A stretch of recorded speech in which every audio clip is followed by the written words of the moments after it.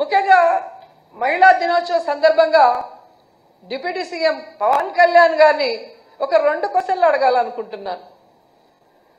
పవన్ కళ్యాణ్ గారు గత 5 సంవత్సరాలు ఊగిపోయి అరుస్తూ మహిళల కోసం ఎంత మాట్లాడారో మనం చూసాం. ఈ రాష్ట్రంలో జగనన్న ప్రభుత్వంలో 30,000 మంది మహిళలు అక్రమ రవాణా అయ్యారు, కేంద్ర నిఘా వర్గాలు చెప్పాయి అని చెప్పి పవన్ కళ్యాణ్ గారు మాట్లాడారు. మరి ఈరోజు మీరు అధికారంలోకి వచ్చారు కదా, ఆ 30,000 మంది ఎక్కడున్నారో కేంద్ర నిఘా వర్గాలు మీకు చెప్పలేదా? వాళ్ళని ఇంటికి తీసుకొచ్చి వదిలిపెట్టడానికి మీ ప్రభుత్వం ఏం ప్రణాళికలు చేపట్టిందో ఇంతవరకు ఏ రోజు డిస్కషన్ చేయలేదే.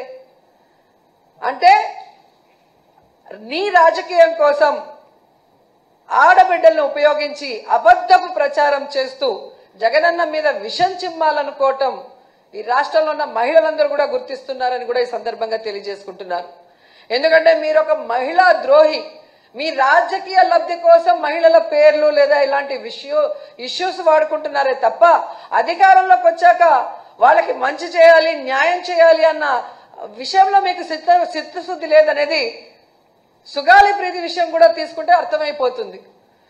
చంద్రబాబు నాయుడు ప్రభుత్వంలో 2017లో జరిగిన ఇష్యూని అప్పుడు సైలెంట్ గా ఉండి జగనన్న ప్రభుత్వంలో జరిగినట్టుగా ఎలా 5 సంవత్సరాలు ఆ ఒక్క విషయమే పట్టుకొని ఊగులాడారో మేము చూసాం. మరి అదే సుగాలి ప్రీతి వాళ్ళ అమ్మ జనసేన సభ్యత్వం తీసుకుంది, మీ పార్టీలో ఉంది, మీరు అధికారంలోకి వచ్చి కూటమి ప్రభుత్వం 10 నెలలు అవుతుంది.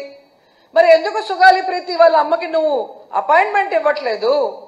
ఆ అమ్మాయికి న్యాయం చేయడం కోసం మమ్మల్ని అడిగిన ఆ సిబిఐ ఏదో మేము చెప్తే కేంద్రం వినదు, కానీ మీరు అధికారంలో ఉన్నారు ఎన్డీఏ ప్రభుత్వంలో.